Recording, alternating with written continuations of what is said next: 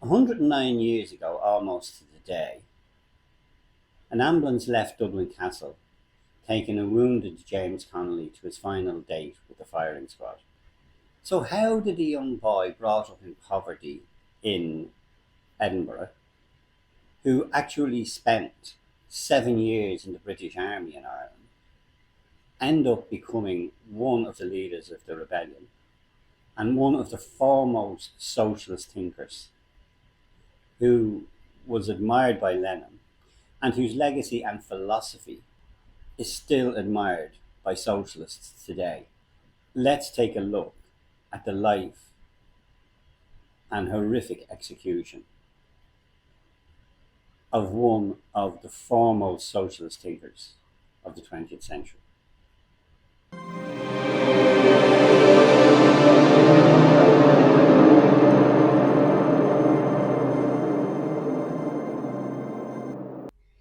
James Connolly was a revolutionary socialist, a trade union leader, and a political theorist. His execution by firing squad after the Easter Rising significantly contributed to the mood of bitterness in Ireland. Connolly was born in Edinburgh, the son of Irish parents. Like Larkin, he was brought up in poverty, largely self-educated, attracted into politics by the Labour movement, and drawn through it to Ireland. In 1896, he was invited to become a paid organiser of the Dublin Socialist Society. By the time he emigrated to the US in 1903, his ideas had developed, fusing together both his socialist and nationalist principles. When he returned to Ireland in 1910, he found the Irish political environment more receptive. Connolly rose to prominence during the Dublin lockout in 1913, and in October 1914, after Larkin's departure for America, became General Secretary of the ITGWU, the Irish Transport and General Workers' Union, and Commander of the Irish Citizen Army. Liberty Hall was the headquarters of both, and this became his power base. He moulded the ICA into a potent force and a political weapon for his own use. Though small, just 220 members in 1912, it was well disciplined and trained and ideologically united. Its goal was an independent, socialist Irish republic. When the outbreak of war, Connolly became increasingly committed to fomenting an insurrection against British rule in Ireland.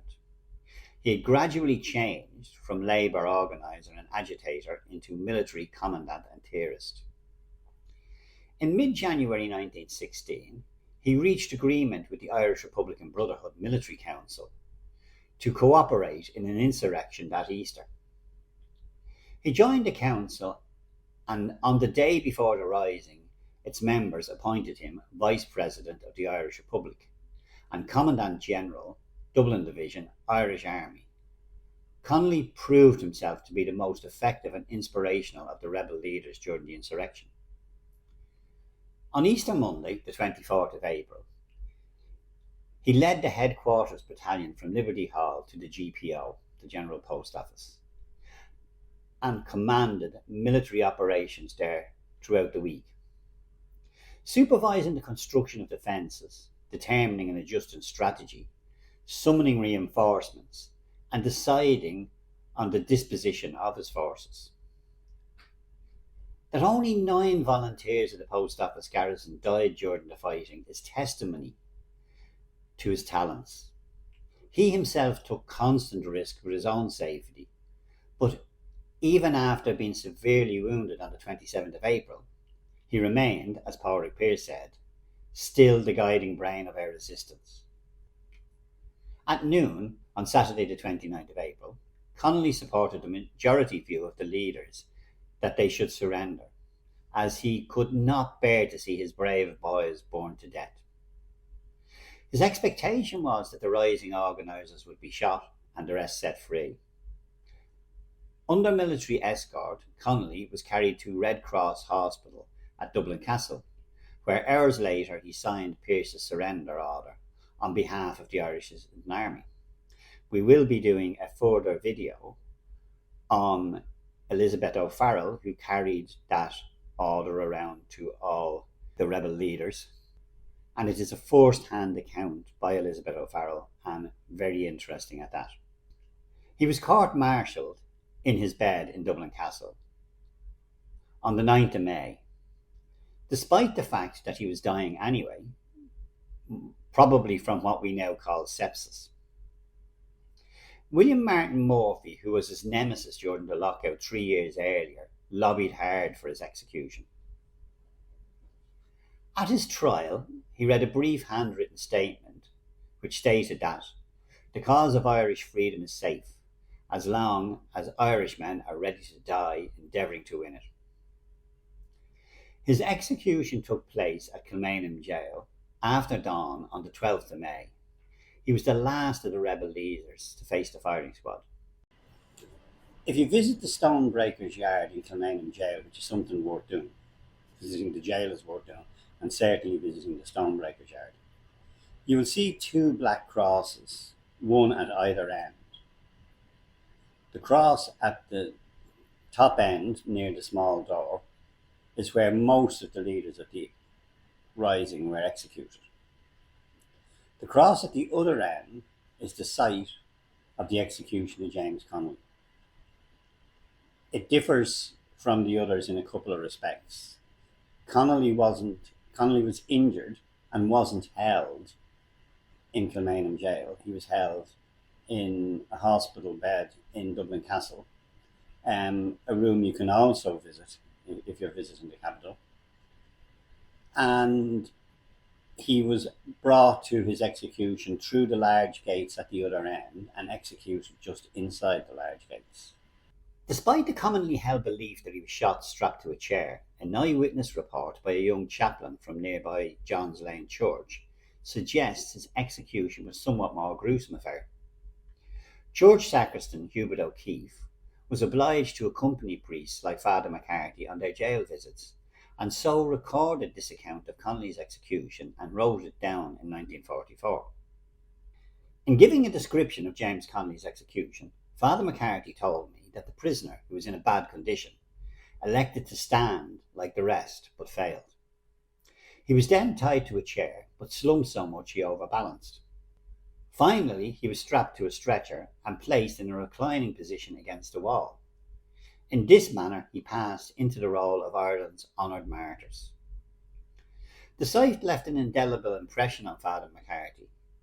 Describing the scene to me afterwards, he said, "The blood spurted in the form of a fountain from the body, several streams shooting high into the air. The possible explanation of this may have been the tightening of the straps around the body." This sketch from military archives was done by the officer presiding over Connolly's execution. While it's a quick sketch, it is taken as showing the chair but no stretcher. Given that Connolly, according to O'Keefe, had been unable to sit up on a chair, it seems unlikely that he could have held himself rigid across a chair as shown. In fact, this is the exact position he is described as being unable to hold in the chair. A more likely explanation appears to be that Connolly was tied to a stretcher, which was then balanced over the chair and apparently leant against the wall. I don't know enough about terminal ballistics and forensics to make any comment on the description of the impact of the bullets on Connolly's body. In the song Patriot Game, Dominic Bean has Fergal O'Hanlon remembering that "They told me how Connolly was shot in the chair, his wounds from the battle all bleeding and bare." While that may be the classic Republican image, the reality appears to be even more shocking. Despite the fact that we have apparently been fed a sanitised version of Connolly's death, his execution, more than any other, contributed to the swing in public opinion in favour of the rebels, and so ultimately to Irish independence. His belief that their sacrifice would light the flame was borne out. While James Connolly went on to be immortalised in song and monuments in Dublin, his native Edinburgh, and New York, William Martin Murphy and his family lay in an unmarked vault within the O'Connell Circle in Glasnevin Cemetery. In death, his memory has disappeared except for his image existing on the rear of the Dublin Chamber of Commerce chain and his portrait hanging in IBEC offices on Baggot Street. In 2014, a stone was laid at his grave marking the existence and final burying place of William Martin Murphy and his family at Glasnevin. So while Martin Murphy is largely unlamented, unloved and forgotten, as he deserves, James Connolly has gone on not only to be immortalised in song and in monuments, but also in the hearts of Irish people who support freedom and self-determination all over the world.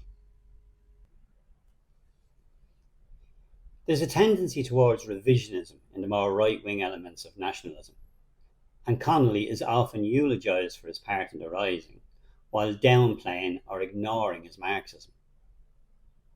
Although the two never met, Lenin was an admirer of Connolly, and Connolly went on to inspire left-wing revolutionaries for generations, including the likes of Che Guevara. I wanted to choose a quote to finish on, and given the way things are in the world at the moment, I think this is the most apt quote. The day has passed for patching up the capitalist system. It must go. And the work of abolishing it, the Catholic and the Protestant, the Catholic and the Jew, the Catholic and the Freethinker, the Catholic and the Buddhist, the Catholic and the Mohammedan will cooperate together, knowing no rivalry but the rivalry of endeavour towards an end beneficial to all. For as we have said elsewhere, socialism is neither Protestant nor Catholic, Christian nor Freethinker, Buddhist, Mohammedan nor Jew.